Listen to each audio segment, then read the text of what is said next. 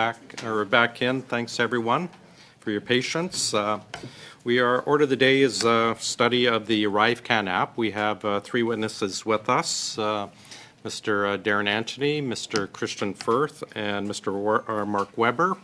I understand Mr. Weber, who's virtual, has been tested for the sound and his mic, and everything is in accordance with the needs for our translators, so thanks very much. Mr. Firth, I understand you're starting with a 5-minute statement? Not 5 minutes, but I am starting, Mr. Chair. Please. Okay, thanks. Mr. Chair and honourable committee members, I'm looking forward to answering questions you may have and allow us to get the information out on the table. As I was lead on this file, I'm able to answer questions for GC Strategies. My business partner and I have in combination over 30 years of IT staffing experience with the Government of Canada. GC Strategies was founded in 2015 and is an IT staffing firm that has a proven record of successful engagements with government departments. We have built teams and provided subject matter experts for many projects for over 20 federal departments during our tenure. We have built a very strong network of best-in-class talent that allow us to help our clients find the team they want and have the ability to scale up and down as necessary.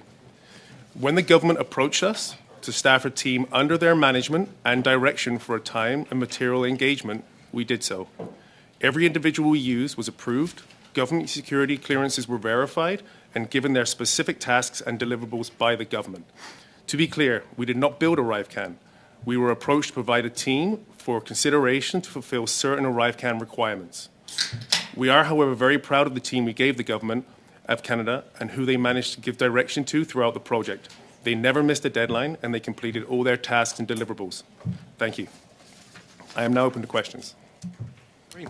Mr. Weber, can you hear us okay? I can hear you fine, yeah. I understand you have an opening statement.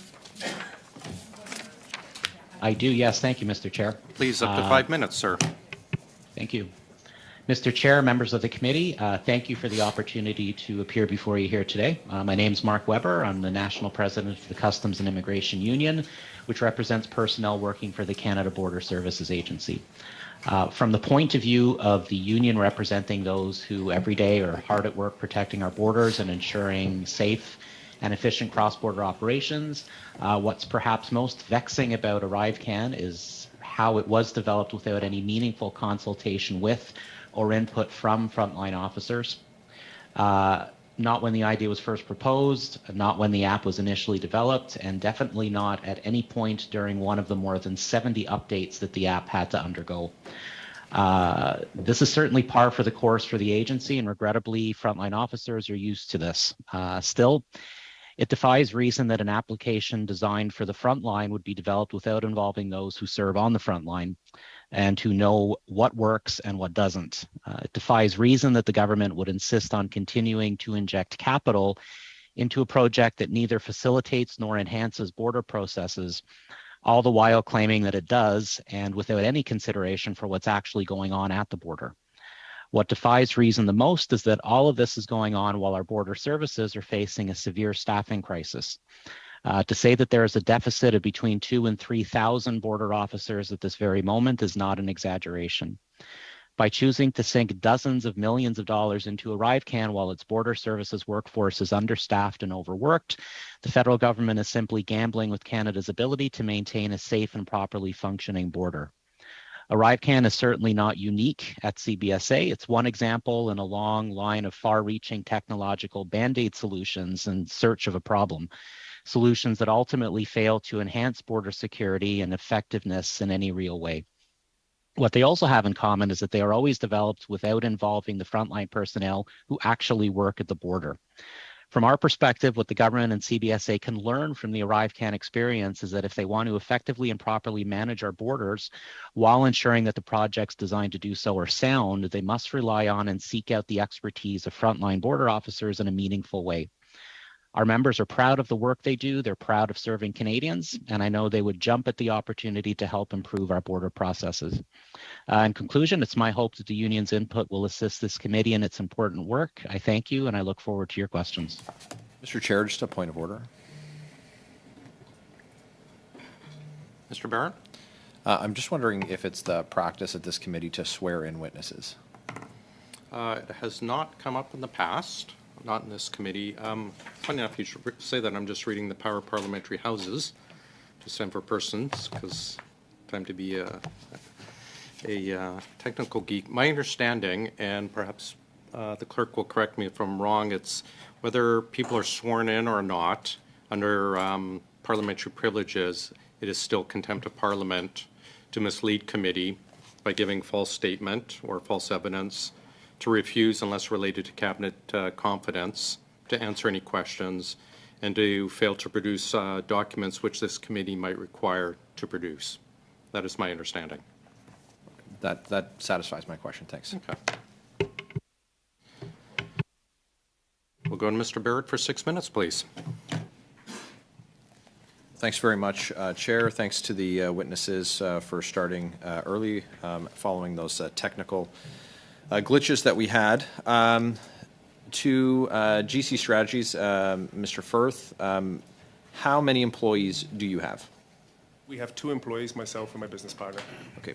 And your contract with the Government of Canada lists your work as a residential address. Is that correct? I don't need the address, but is that correct? Yeah, we had physical location downtown from 2015 to 2020, and we now have home offices. And without getting into your detailed CV, are you programmers or app designers yourselves? Absolutely not. We are IT recruiters, and we cut our teeth in the industry working for large staffing firms. Okay. And we decided to go out by ourselves. So in this context, your work for the Government of Canada, you're the broker, the middleman between the government and the service provider. Is that correct? Essentially, yeah. They would come to us with the requirements they ask for, and we facilitate that. And what's the when we're talking about the full scope of this project, lots of publicly reported numbers, what is the commission for that intermediary, that middleman role? We're led to understand that it's 30%. That would be at the very top end. Industry standards are anywhere from 15 to 30, depending on the skill set, the type of resource that is required. Now, regarding the app, who approached who? So the Government of Canada reached out to you, and you did not reach out to them with respect to this contract. Is that correct? That is correct. And do you have a list of the department and the departmental officials who initiated that contact? No, I do not. I thought I was here to testify. I do not have that with me right now. Okay, is that something that and so with respect to this question, is that something that you will undertake to provide to this committee in writing? Within 48 hours, I could probably... Okay, that's great. I appreciate that. Thank you. So today, right before, I have a question about some news that was reported today, but I am curious about the total amount of money that your company received from the Government of Canada for the app, for the Arrivescam app. For the specific component we were responsible for the application? Yes. Yep. So, GC Strategies we've invoiced about $44 million over the past 2 years for all of our federal work. Yep. With over 20 departments. But the component of the application, we were responsible for staffing, which included 2 years of support, maintenance, and over 150 releases on 3 platforms. We were approximately billed $4.5 million per year. Okay. Today, the CEO of a company called Think On said that his company had nothing to do with Arrivescam. This is reported in the Globe and Mail, and it says, quote, "We have received no money from CBSA," and, quote, "We're not even remotely in that space," end quote. So our understanding is that your organization facilitated the design and build of this app and connected all the components. So what role did Think On play? So first, sorry, Honourable Speaker, we are an IT staffing firm. We actually have no influence whatsoever in day-to-day activities or have any influence on how it's architected or how it's built. We provided a team that they asked for that designed a specific Arrivescam component. I cannot comment on anything outside of the bit that we were facilitating for the government. Are you aware of the government reported in response to a question tabled by a member in the House of Commons that for work on Arrivescam, a company called Think On Inc. received a $1.2 million contract. Were you aware of that? Again, I cannot comment on it. I was not part of that, and I was not aware of that. You weren't aware? No. Okay. So in terms of the total cost of the app, when the government reported that $1.2 million was given there, does that cause you concern that they said that $1.2 million went to a company that now says they didn't receive $1.2 million? The reality is, I can only comment on what I was responsible for and what we engaged on. That's what I have knowledge of. I cannot comment on things that I wasn't part of. Yeah, that's fair enough. And you know, our concern here is to find out, you know, if someone is saying that they were paid, that an organization was paid $1.2 million, and then that organization said that they didn't receive $1.2 million, that there's a lie there, and we've got to source that. We've got to figure that out. The committee passed a motion requiring documents to be turned over, a list of contractors, subcontractors, breakdown of costs, list of contracts, all RFPs, invoices. Do you have that? Are you in receipt of that request for documents? Well, sorry, we were contacted on Tuesday. Okay. And I think you have to have 5 days to even submit information, Right. which didn't fall in place. But we were never told we had to provide anything. We were just Okay. told that we had to be here for testimony. Okay. Are you willing to provide the committee with the documents that I just referenced? Well, my understanding was the government. You've asked the federal government to provide those for you. Right, and so we find ourselves in a situation where we're checking people's homework, unfortunately. Okay. The government's saying one thing, and now we're looking to the private sector to find out what was paid. And so things like total amount received from the government of Canada for the app, a number which you've referenced, that the names of all subcontractors, delivery partners, how much they were paid, deliverables, proof that some subcontractors have security clearances, and that all work was done in Canada. Is that information that you'd be able to provide to this committee? I can speak on behalf of it right now. I'm So afraid I'm going to have to interrupt, and we're going to go to our next round with Mr. Housefather, but I'm sure we can get back to it next round. Thank you. Thank you very much. Welcome, gentlemen, and thank you for coming. So if I understand this correctly, you are a company that does what many companies in the industry do, right? You don't retain employees on staff because you don't know what projects you're going to have. You have a large group of people that are experts in certain subject matters, and you assemble them for your clients when and if the client has a project. Would that be accurate to say? that's accurate. And is that and do many companies, including in the private sector, use firms like yours to develop large-scale applications like Arrivescam? Yes, they do. Perfect. And so when you are approaching, and let me start by asking, did any politician ever come to you and say, you know, let's negotiate a contract, or was it always staff members of a department? It was the staff members of the department that came and engaged us on a conversation. And have you ever negotiated anything with anybody who was a public office holder, or was it only staff? Only staff. Perfect. And when the staff came to you and said, hey, can you go out and assemble this great group of people, did they say anything like, please make sure you get liberal donors and liberal supporters to be the people that come work for us? No, that was never happened. It was a completely apolitical decision where you assembled the best possible team that you could assemble. Yeah, I mean, they came to us because we have a proven track record of providing these skill sets and teams for them to review. And as you stated, the team that you assembled, they delivered what they were supposed to deliver on time. Yeah, they never missed a deadline and completed over 150 releases in 2 years. And let me ask another question. On this project, I think you said you built, related to Arrivescam, approximately $4.5 million each year, so about $9 million total. Yes. That is not profit to you, right? That is your cost, where you are getting money from the government and you are paying the people that you engaged to work on this project, correct? Yeah. We were not given $9 million. we have billed $9 million through a time and material engagement. Exactly. And as you said, your markup was in industry standard levels? Between 15 and 30%, yeah. In 30%. Okay, perfect. I'm not going to pry further into that. Let me also understand, because you're saying that you didn't supervise the people.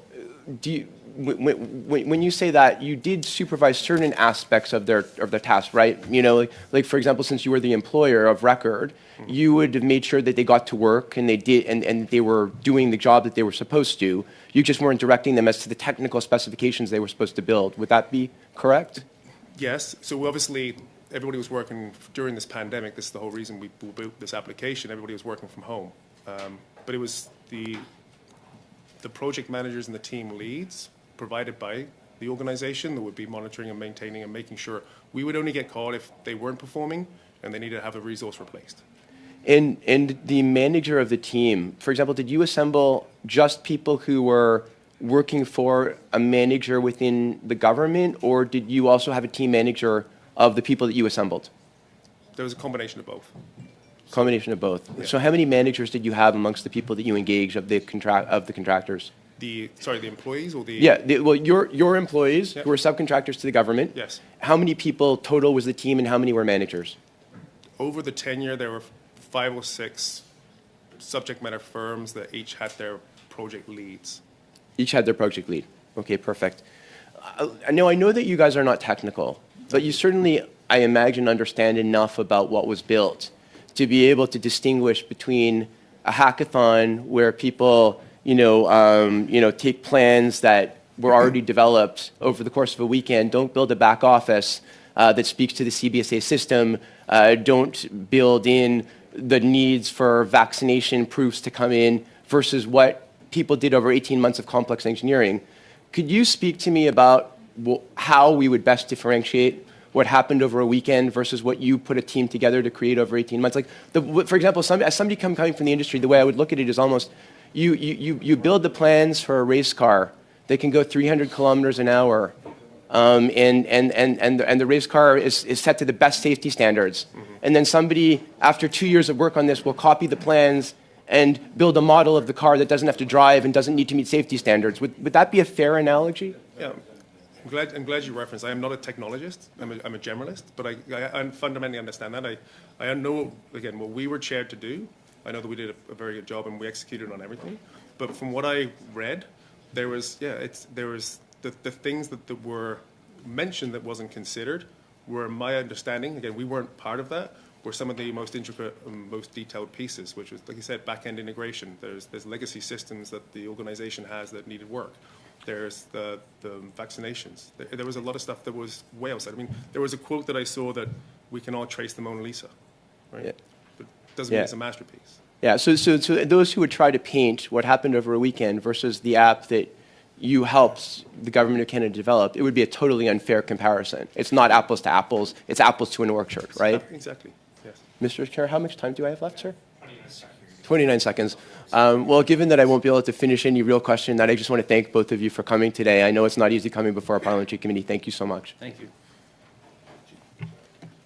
Thank you, Mr. Housefather. Mrs. Vinola for 6, please. Merci beaucoup, Monsieur le Président. Monsieur Firth, si je comprends...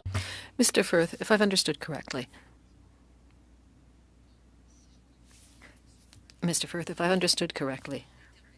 you are the intermediary, and you received $4.5 million for your services. Were you directly involved in the production? I can't find the right word. In the programming of Arrivescam? Or was this done by the people you chose for the government who were responsible for programming Arrivescam? All of this work was followed. We're an IT staffing firm. We are not involved. We have no direction on the projects or the objectives. We're not in any conversations for budgeting or cost controls. We have quality control, which is if a resource isn't performing, we will then work with the government to replace that. But to answer your question, our team, under the guidance and supervision of the federal government, was responsible for the programming and the development and everything. Okay. But again, only certain aspects of Arrivescam, not the full overall build. Combien de personnes est-ce que vous avez trouvé en tout et pour tout pour... Altogether, how many people did you find to work with you on Arrivescam? During the 2 years, it scaled up and down. So the team can be anything from, the lowest number was 17 or 18, up to 25 to 30. Okay. Okay. Yesterday, during question period, the Prime Minister said that of the $54 million reported in the media, there were future costs. Can you give me more information about what this expression future costs means? I can comment on exactly what we did, which was, again, a component which was responsible for the mobile and web application, and subsequently the 150 releases plus that came out over the 3 years. So for the future costs would be maintaining the staff until, depending on if the pandemic comes back up and whatever the decision is to do with Arrivescam moving forward. But that the application still needs to be maintained OK. while it's still in service. Et ça, c'est And that's your responsibility to maintain the updates of Arrivescam as long as the application is necessary, if I've understood correctly. You're the one who has to do that? Again, the team that we provided that was approved by the federal government and takes direction from them, yet that would be part of their tasks and deliverables that the government outlined for each individual resource. OK. Okay. So we're talking about $54 million. You were telling us that you received $4.5 million per year over 2 years. So that's a total of $9 million in contracts. Now, were you hired directly, or was there a call for tenders so that several companies could offer their services? Yeah, so the government came to us and asked us to put together a team to help them carry out their COVID objectives. We did this process and it continued for about 2 years. OK. Donc, un fournisseur unique. So you were sole supplier. The contract was a sole supplier, yeah. I mean, Okay. the engagement was, and why they chose us, my understanding is we'll be asking the same question to CBSA and PSBC, is like as previous president, we're good at what we do. We have a proven track record working with the government and other projects, providing best-in-class talent. Okay. We had already been engaged with them since early 2019 and had provided a team on projects with similar skill sets and knew they could Yes. deliver. Merci. Thank you. Of the $54 million that the newspapers reported on, as I've mentioned, $9 million of that was granted to you, as we know.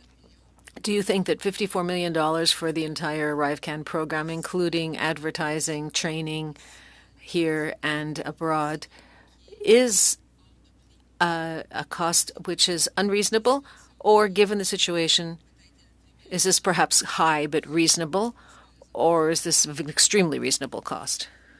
I can only really speak of the component that we staffed for the government. And again, they never missed a deadline. They worked over 150 releases across 3 platforms and maintained all of those for 2 years. So I think the $9 million that we charged was value for money. À travers le monde, est-ce que vous connaissez d'autres entreprises qui ont été Are you familiar with any other companies who were approached in any other countries to do essentially the same job that you did for Canada? No, I'm assuming they just were not considered because they don't have valid Government of Canada security clearances, which are put out in PSPC as obligatory for any government contract. Quelle faille que vous voyez dans l'espèce What problems do you see with the Arrivescam clone that was done in 2 days, if there is any shortcoming in that? What's the difference between that clone that was done for a marketing purpose and what your teams were able to produce? And I'm going to interrupt here because we're at 6 minutes. If we don't have time for an answer for our next round, maybe you can provide that to the committee in writing. Mr. Johns, for 6 minutes, please. Sorry, just again, can you clarify how many employees you have? We have 2 employees. The 2 of you? Okay. And so, and you live here in Ontario, I take it? Yeah. Okay. And, you know, any of your contractors, do they work outside of Canada? No. Not a single, not a subcontractor? No one's outside of Canada? Okay. They all have Canadians. Okay. Now, in terms of the commission, you talked about, is that commission based on the $9 million? You're in the 15 to 30% of the $9 million? Yep. Can you give us an idea? Are you up in the 30 or the 15? It's I cannot give you the exact numbers. I mean, my finance system doesn't go as intricate as that, but it's between. That's why I try to give you a bracket. Sure. So you made between, my math is 1.35 million to 2.7 million between the 2 of you. You can't tell me what number in between that. They, I mean, I usually pretty know, like most people know how much they made. Yep. So no, that would be accurate. That would be accurate. I mean, Pre-tax, of course, sure. Okay, okay, and that's over 2 years, the two of you. Okay, are you doing other contracts as well on top of this? Yep, what I mentioned previously. Okay, I'm going to go to Mr. Weber. Mr. Weber, do you have any idea of how much could have been saved by developing this capacity in-house rather than contracting out the development of this app? Thank you. So I don't. Again, we were not consulted on any part of this process. At no point were us or anyone working at the front line asked how this should be done, sourced, or put together. Do you see this as a systemic issue at the CBSA where we're seeing inflated contracts going to outside companies when they could be developed internally? And maybe you can speak about what needs to be done to ensure we can deliver services like this in-house and make sure we're supporting unionized workers or hiring more unionized workers. Again, thank you. That's something that we do support right now. We do need other kinds of technology and other kinds of improvements to our borders. We have borders operating with no X-ray machines. We have marine ports with no boats. The situation in a lot of our ports of entry is dire, and as I said earlier, we do need a lot more frontline officers than we currently have. We'd estimate between 2,000 and 3,000. So when we look at things like Arrivescam, it's really like, I mean, you're almost putting up wallpaper before you've built the foundation. Our foundation really needs a lot of work, and that foundation is the officers who work the border. So within CBSA, how can we ensure that IT specialists are being hired as part of the union that works for the government and not hired on contract? I mean, that's something that I hope the CBSA would look at. It's something that we encourage and push for.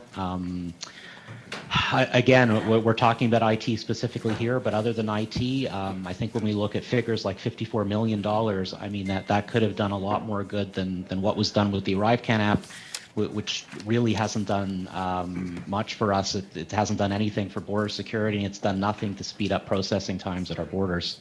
Yeah, speaking to that, like, how far could $54 million go in addressing staff issues at CBSA, you know, that right now we're experiencing? And the staffing shortages predate the, you know, in terms of predating the pandemic, you can also speak about that issue, never mind. Yeah. And can you comment on how many officers are actually needed to address the current staffing issues? Across the entire country, we estimate between 2,000 and 3,000. If we're looking at a figure like 54 million by our rough math, we could probably hire about 500 additional officers with that, which would be a really good start. Right now, one of the other difficulties we have is that the one college that we do training at can only graduate just under 600 people a year, which really just barely covers attrition. So we don't have any ability right now to get those numbers up to what they need to be at. How's the morale in the union when they hear that $54 million was spent on an app and 500 more officers could have been hired instead? I mean, the morale is it's really low. Every port that I go to visit, you would think as a union president, one of the first things that comes up as a topic is union issues, labor issues. We currently have no contract, and I could tell you the members that I speak with across the country, the first thing they say is we need more people. We cannot do our jobs anymore. We have ports operating on almost unlimited overtime. This is not sustainable. Okay, after the launch of the app, can you describe the experience frontline officers have had with the app?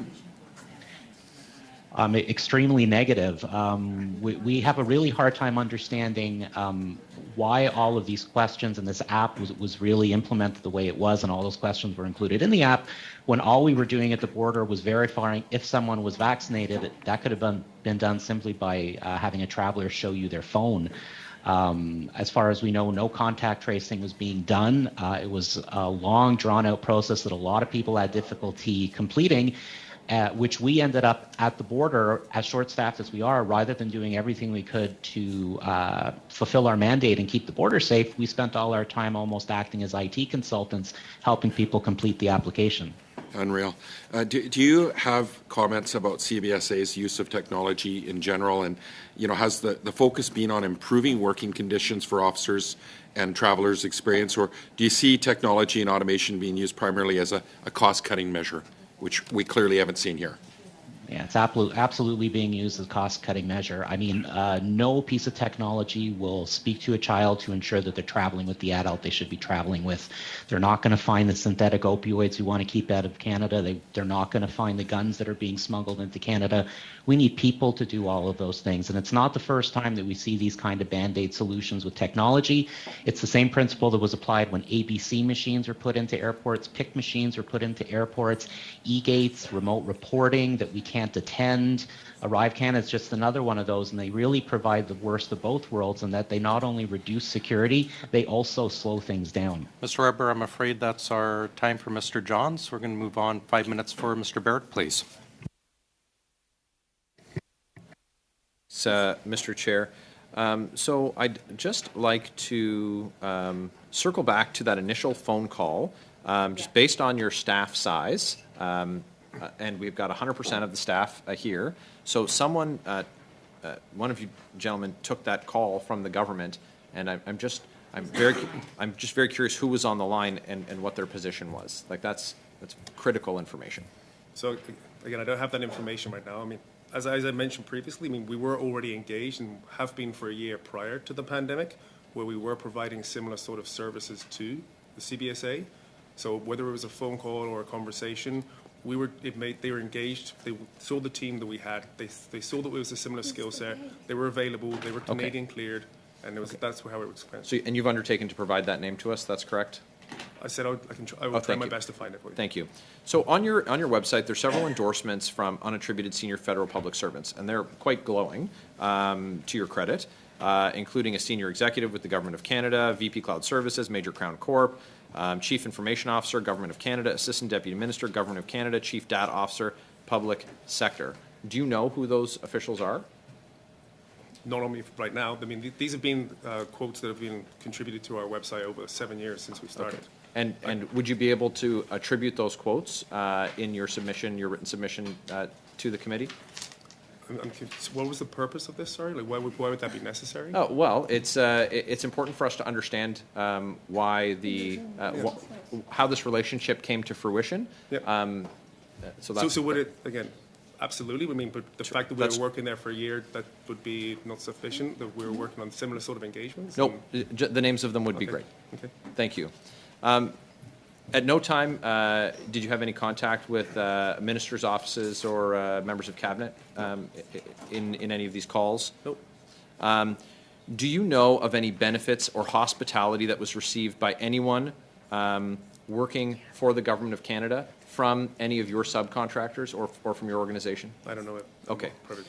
And does your in this contracting process and in the development of Arrivescam, was Alex Benet involved in the development and implementation of this process? No.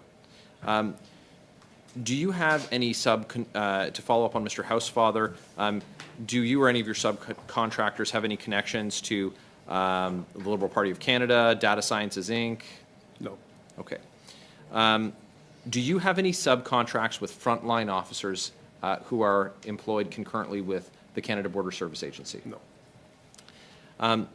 And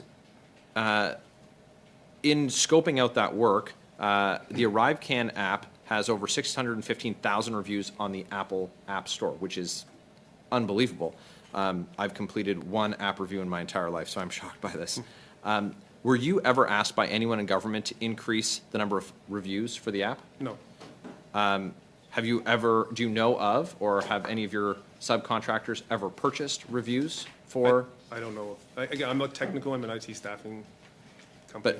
But I've never had conversations that okay. outlay that. Do you know if any of your other apps have ever received 600,000 reviews in the App Store? I can tell you they haven't. Okay. Okay. In the case study section of your website, there's a link to a video about Arrivescam, but the video is now private. Are you able to provide the committee with that video? Did it identify as private, or was it just not up there? It identifies as private. I can get back to you with that answer. I could give you an answer in writing. Okay. I don't have the answer to that right now. Okay. And so how much time do I have left, Mr. Chair? We have 1 minute. Okay. So there were a number of documents that I referenced, and I appreciate you acknowledging that the request was from the committee to the government to provide that information. So what I'm asking, instead of seeking the committee to pass a motion ordering production of those documents, I'd like to request, and you can tell me if you'd receive this request or if I should proceed with seeking the will of the committee, and that's for proof that subcontractors' work was done in Canada, proof that some contractors have current security clearances, the deliverables that were asked of, how much everyone was paid, the names of all subcontractors and delivery partners that you worked with, and the total amounts you received from the Government of Canada for the app. And I would gladly provide that in writing just in case there's anything missing. Would you be able to provide that back to the committee in writing? Well, first of all, I'm going to assure you that all the approved resources are from reputable organizations, and they all hold valid security clearances. I know you used my word, but we do have NDAs in place and confidentiality agreements with all of our subcontractors. But at this time, I mean, I can't disclose them right now. Okay. Mr. Chair, I would move that the committee request the production of those documents. Are you going to move a specific motion? I move that the committee request. Okay, I'm just going to suspend your time. You've got about 3 seconds left, so you're suspended there. Okay. Well, Go ahead, please, with the motion. I move that the committee request the documents listed in the original production order to the government, including the total amounts received from the Government of Canada for the Arrivescam app, the names of all subcontractors and delivery partners that GC Strategies collaborated with, how much all entities were paid, what the deliverables were for work, proof that the subcontractors have current security clearances, and proof that subcontractors' work was done in Canada. Thanks, Mr. Barrett. Excuse me 2 seconds. I believe that is in order, but I'm just going to follow up with our clerk. Thanks.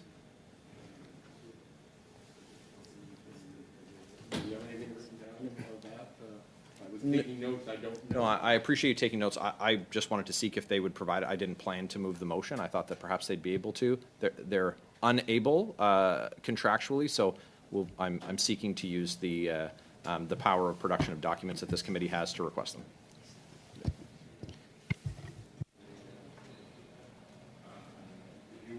If you wouldn't mind repeating it so I can make sure my notes are correct, I would appreciate it. Do you have the list there?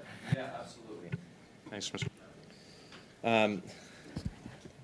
So I'll read it so that you capture what's in the original motion if you don't have that, Mr. Clerk.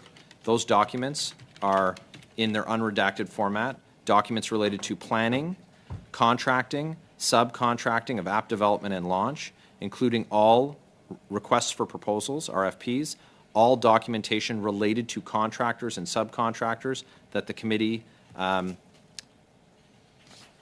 that the committee also receive the total amounts that GC Strategies received from the Government of Canada for the app, for the Arrivescam app, the names of all of the subcontractors and delivery partners, how much they received in payment, what the deliverables were for payment, proof that subcontractors have security clearances, and proof that subcontractors' work was done in Canada. Proof that the subcontractors' work was done in Canada.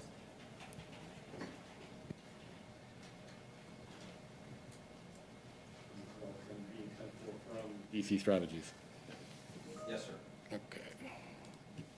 I think I got it all.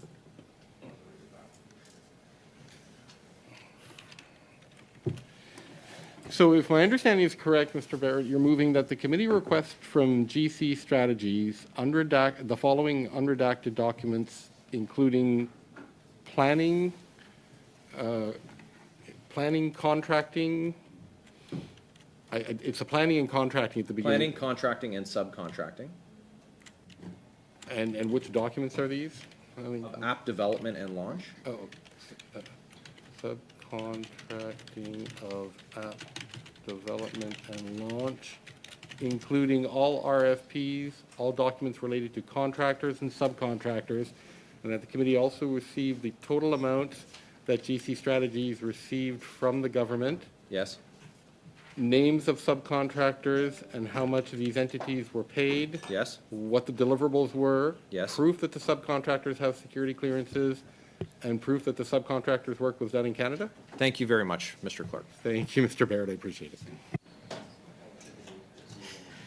Okay, call for the debate. Mr. Barrett, do you wish to speak on it before? No, Mr. Chair, I appreciate that the witnesses have come here today. They've provided the information that they can. They've articulated that they have some restrictions that prevent them from being able to offer it without being compelled to do so. And so I'm seeking to do that. I find it particularly important today based on the information that CBSA has provided with respect to all of the funds that they've paid out.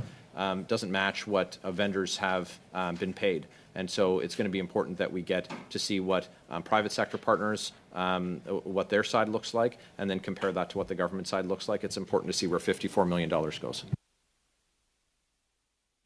Are you suggesting a date as well in time, Mr. Barrett? I defer to the clerk for whatever the standard has been for a reasonable production order, noting that it's it's a two-person shop. There generally hasn't been a standard in our committee because some of the results have been one page, some have been 500 pages, perhaps a couple weeks. I think 2 weeks is reasonable. So if we could just tack that on to the end of it there, this be completed in 2 weeks? Just to clarify, you're suggesting within 2 weeks following the adoption of the motion, for example? Yes, sir. May I suggest also a time of day be added? It is helpful because otherwise the time of day ends up being midnight. 5 p.m. Thank you. Mr. Johns and then Mr. Well, Hustle. I would just hope that we would have them before we have the bureaucrats here. Public servants here, which is, I believe we're having them on the 27th. Maybe you can share that with us, Mr. Chair. Does that sound correct? That's the aim?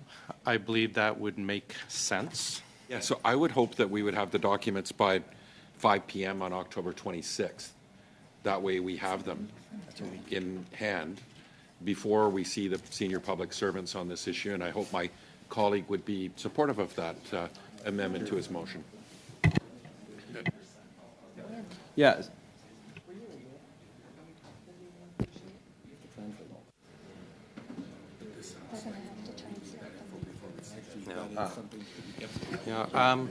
Mr. Johns, this is a good point. Unfortunately, because it has to be translated, it won't be done in time, but I suggest maybe we pick a date and then anything from the CBSA and PSBC, those who arrive or come next Thursday, we can bring them back at a later date after the documents arrive, if necessary. Okay. Driven by what's in those documents. Yeah. Mr. Housefather?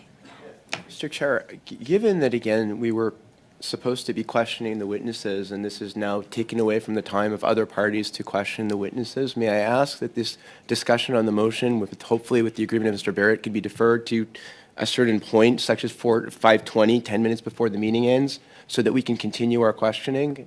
And then we can also have time to get this in writing and read through it? I understand what you're saying. I think my preference would be that we just settle this, go to a vote if necessary. It seems to be the will of the majority of the committee, and then we can get to the questioning, and hopefully Mr. Anthony, Mr. Firth, and Mr. Weber will be willing to stay till 5:30, and we can get through another round. So, Mr. Chair, with respect, I would like to see this motion in writing. Number one, I want to understand it better. We're talking about right now the amounts that this company has received, which is $9 million of the $54 million. It's not the $54 million, whatever that is. It's also documents that the government has already been asked for, and this is a duplication, and we're now asking a company with 2 employees to gather a mountain of documents within 10 days when the government departments are already doing this. I find it a little bit strange to ask for the same documents from 2 different parties. So I would like time to consider the motion, and I would like to see in writing what it says.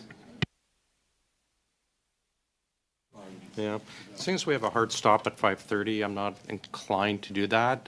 You can put motion to adjourn the debate and we can vote on it, but I understand what you're saying, but I think I sense the will of the committee to adopt this. I may be wrong, but we can put it to a vote and end it quickly and then move on to the questions.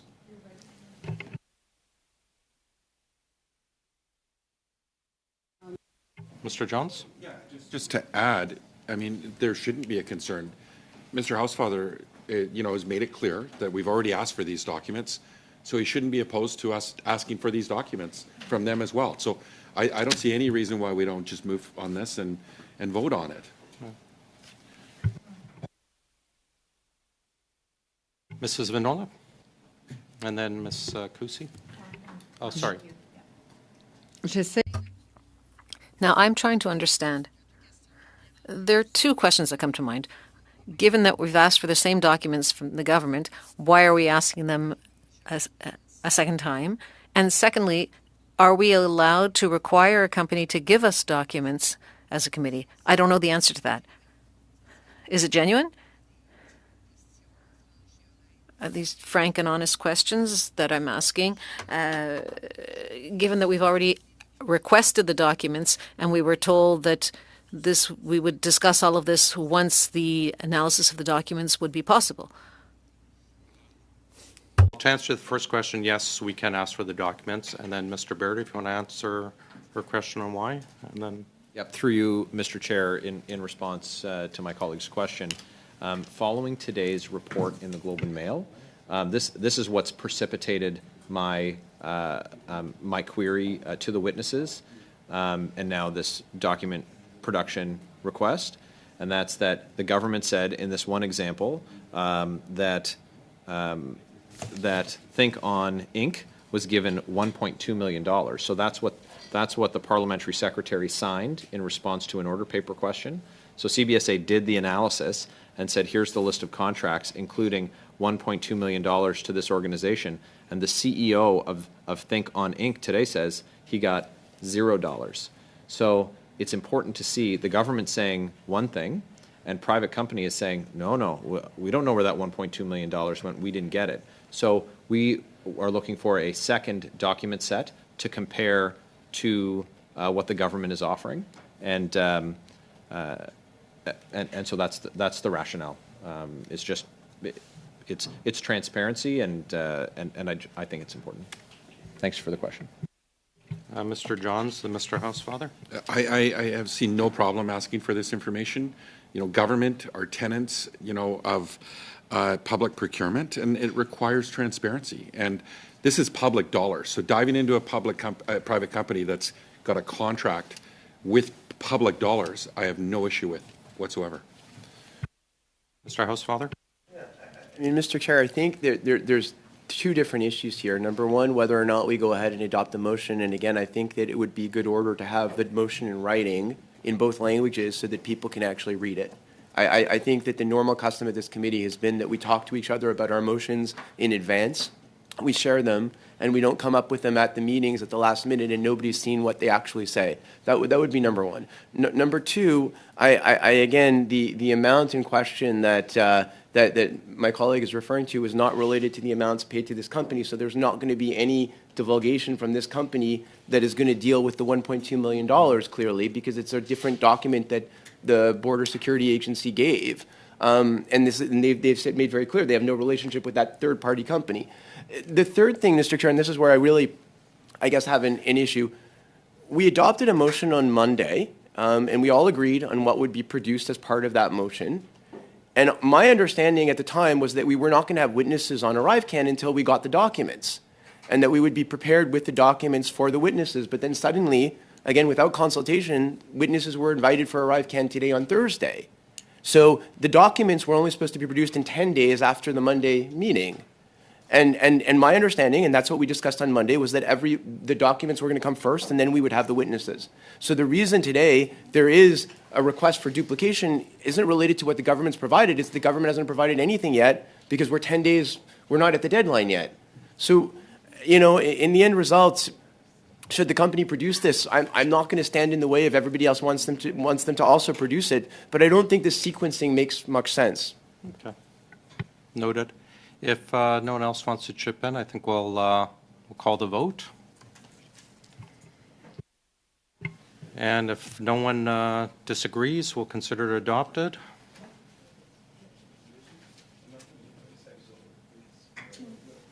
And all in favor then? Consider it passed. Thanks. And you have 3 seconds. Thank you. Thank you. Mr. Jouari, for 5 minutes, please. Thank you, Mr. Chair, and thank you to all the witnesses. Mr. Firth, you indicated that you are an IT recruitment firm, and you also talked about in your opening remark and responding to some of my colleagues about 150 releases, and you also said that you are not a technical developer or a programmer.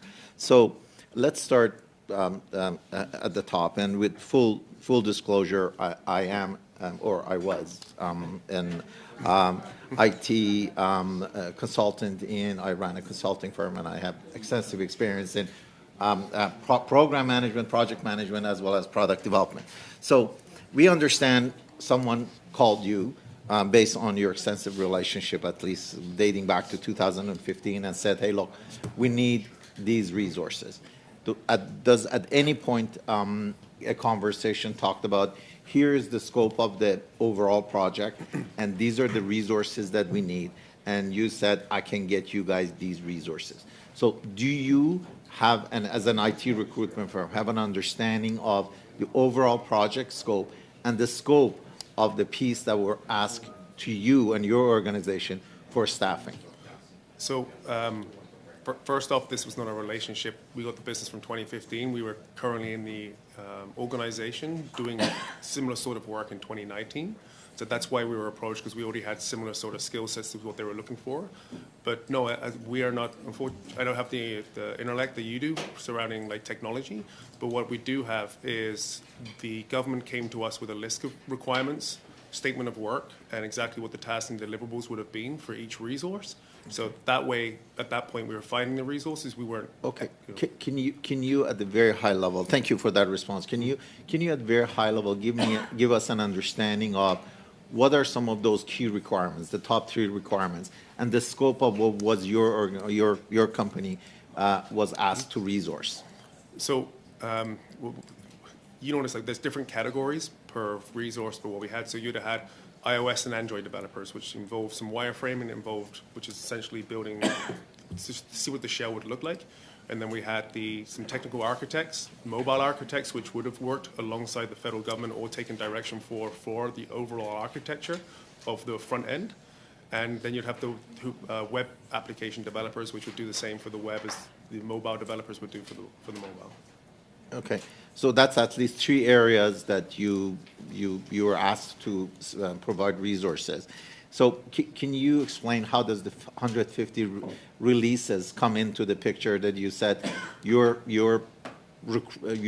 staff has provided 150 releases? Can you expand on that? So there's 3 platforms. There's the iOS, there's the Android, and there's the web. Every time there was a change in law or there was something that happened, as again, the pandemic was always changing, objectives were always changing throughout those 2 years.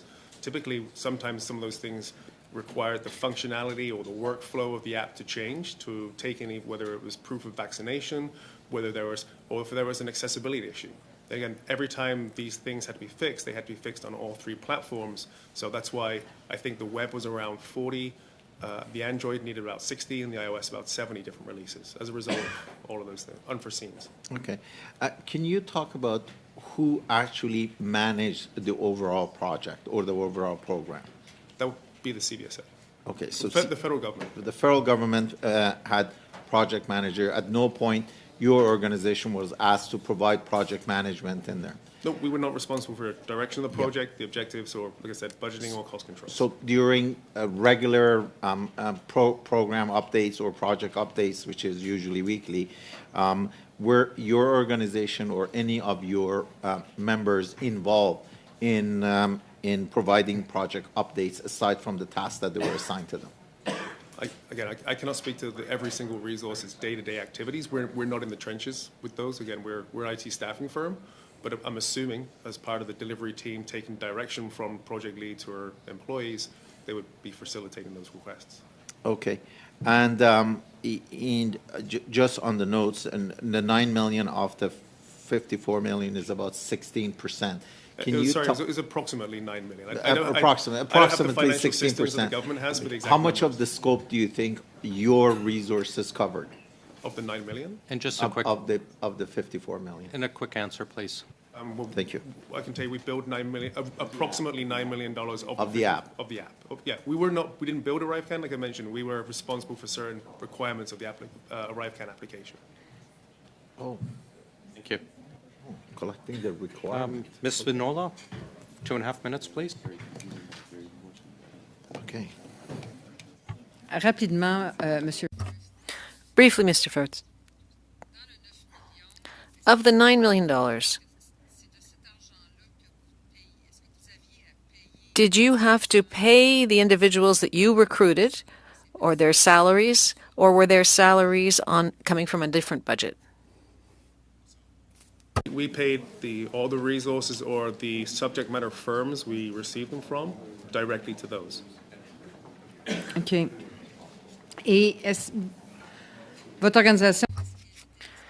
Was your organization only responsible for programming the application? Or did you also have to manage promoting the application? We were not involved, as an organization, we were not involved in any of the day-to-day activities or the project management for the application. Okay. Yeah.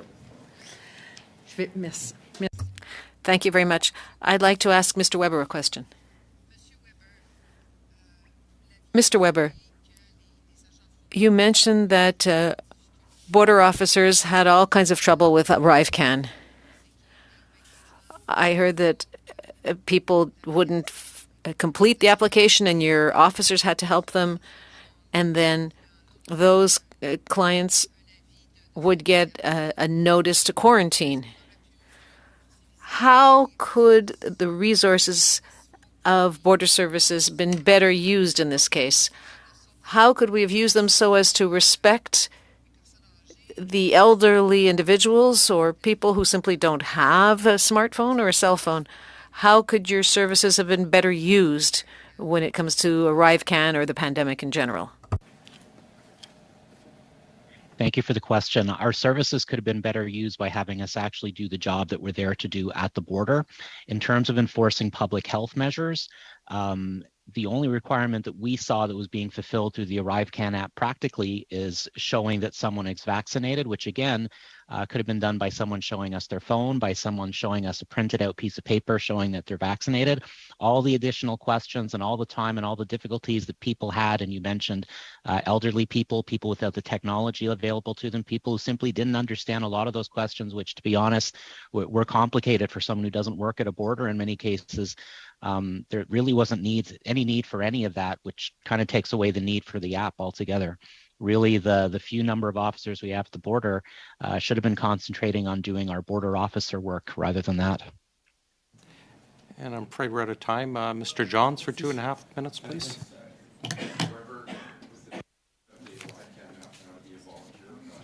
You think it's worthwhile use of public funds to invest in its ongoing maintenance? Mr. Jory. 5. Mr. Weber? I'm sorry, you cut out for a second there. Knowing that the Arrivescam is now a voluntary one, do you think it's worth taxpayers' dollars to continue to invest in its ongoing maintenance? I don't think there is whatsoever. No, we have so many other more pressing needs. I mentioned a few of them before. We don't really look at rail, marine. We're examining a small fraction of what we should be. Land borders that are, some of them are falling apart. I could give you an example. In Hamilton, we have a port of entry with 100 officers sharing one washroom. We're talking some really desperate situations. Some places where I hear of 4 officers doing the job of where just a couple years ago there were 20. We need people, and the situation we have now is not sustainable. The money that's being put into the border has to be put into personnel. Okay, we know there was major cuts under the Conservatives at CBSA. The Liberals promised to rehire people. Now you're saying that it's even dwindling further. Can you give us a snapshot of where we're at and what we need?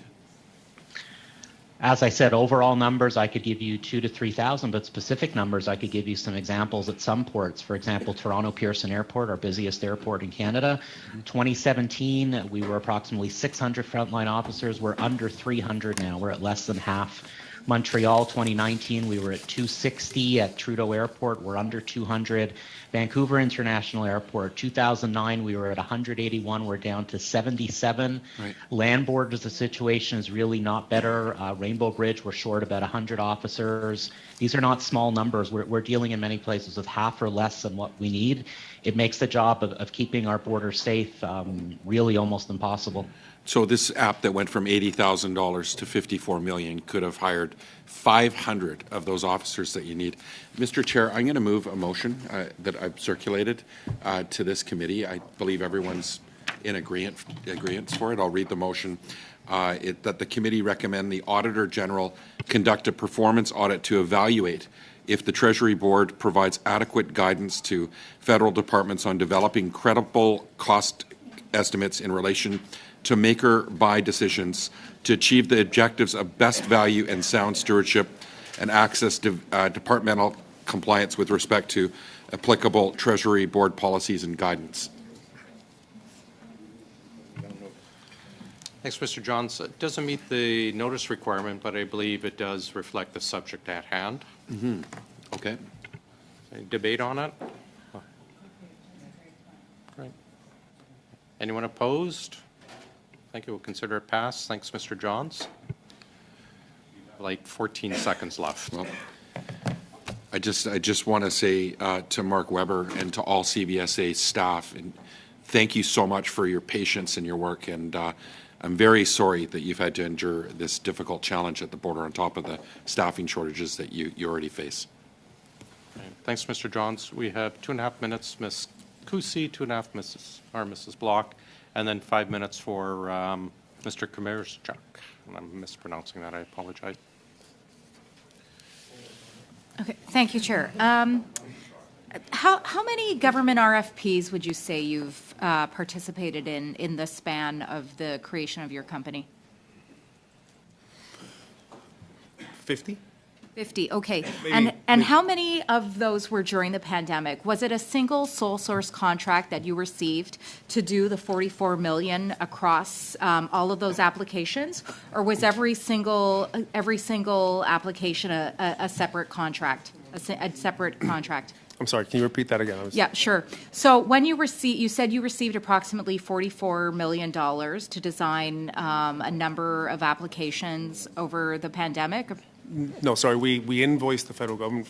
Not all of those were applications. That was some existing contracts we already had in place. Okay. So our revenue, our invoice, our accounts receivable would have been $44 million over those 2 years. Okay. That's over 20 departments too, right? Okay, $44 million over the 2 years. So then the Arrivescam app contract, that was treated as a sole source application, would you say? Or was it a series of subcontracts that you distributed as a middle person through other?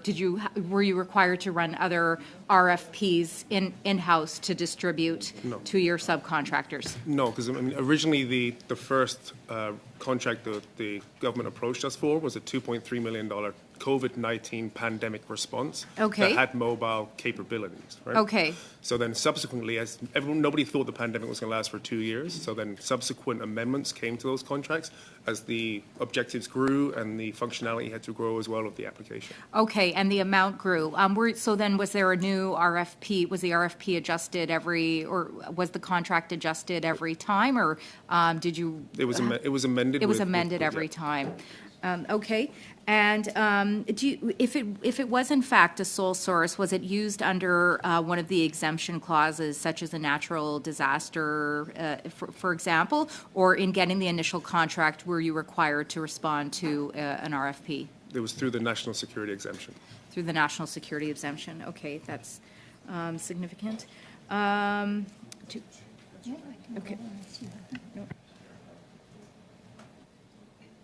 Thank you very much, Mr. Chair, and thank you to both of you for being here today. It's been a very enlightening conversation. I guess I want to go back to the fact that you have confirmed that you are responsible for assembling the team that would care or that would actually do the work of building this program, this app. And what I'm wondering is, how do you actually guarantee the integrity of the supply chain? So we propose a team that needs to be accepted. We don't just give the team over and assume that there's been no evaluation or background checks. These guys have worked in the government in previous, many other projects that have proven to be successful. Again, we are proposing a team. We're not telling the government who they should use. Every resource is evaluated and determined whether or not they are suitable for each of their individual tasks and responsibilities. So on your website, you state that GC Strategies' approach is to align themselves with one or multiple innovative and emerging technology firms and offer their services as a true solution, ensuring cohesiveness and overall accountability for delivery. What does that mean? So when we go to a client, we were approached to do a project. At that point, like in this example, we did use 2 or 3 different subject matter firms to help deliverable with different pieces. There was an accessibility piece, then there was the application development piece. And so with us proving and bringing forward best in class, there's the evaluation period is shorter because, again, they have things they can look at and previous work they can review to see if they have the right people. And again, the reality is all of these resources are evaluated and can either be turned away or can be accepted.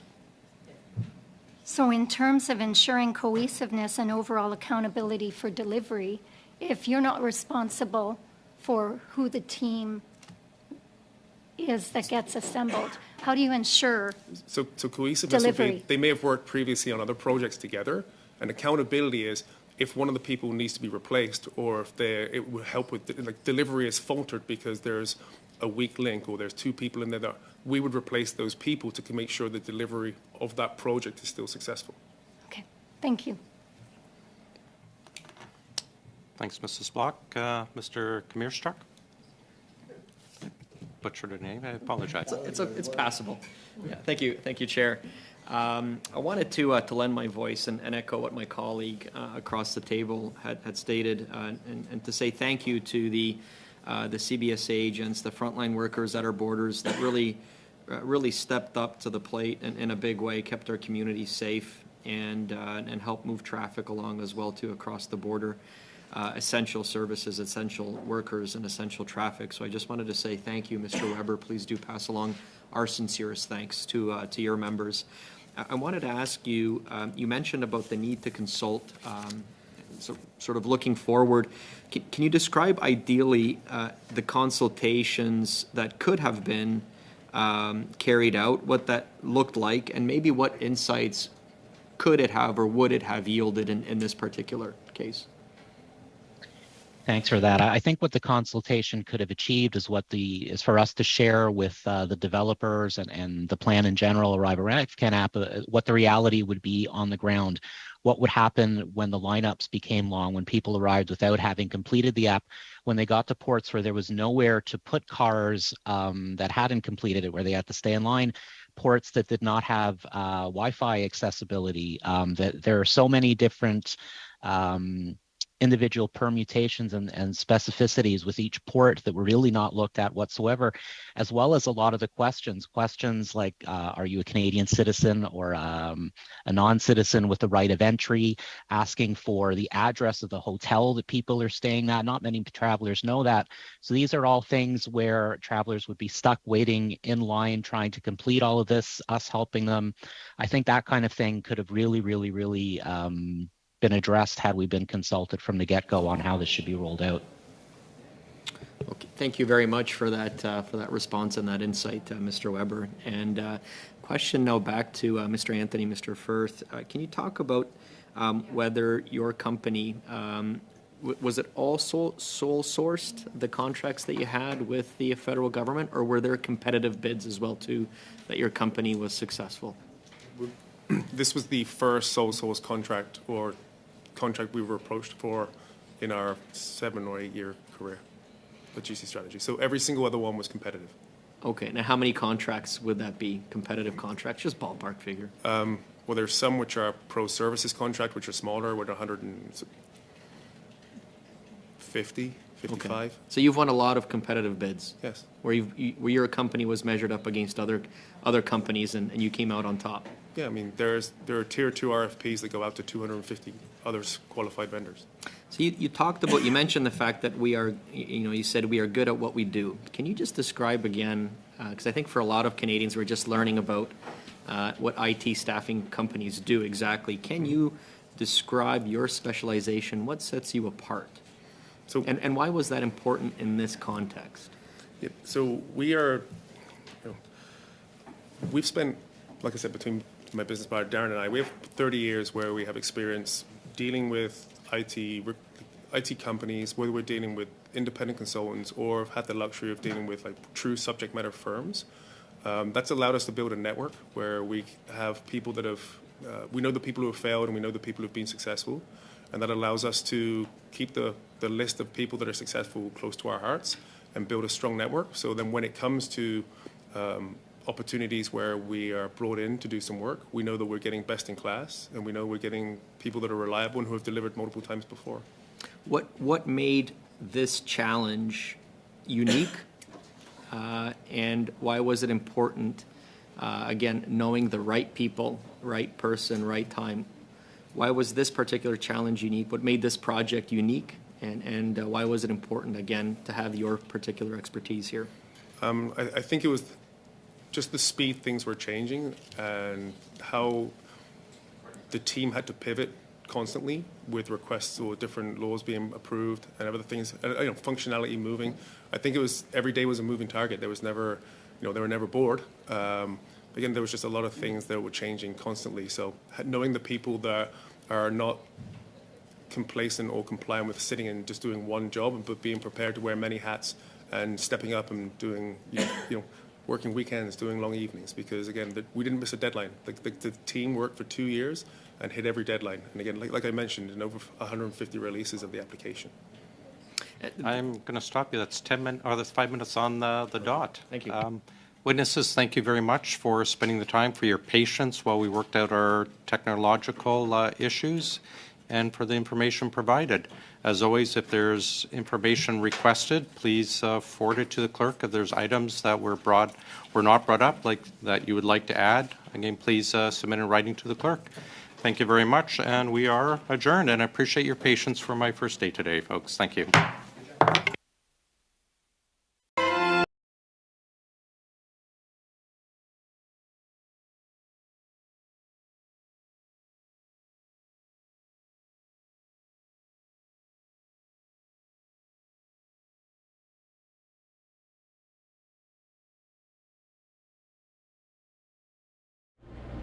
That's the end, everybody. I'll be back live at 2 p.m. Eastern for the House of Commons question period.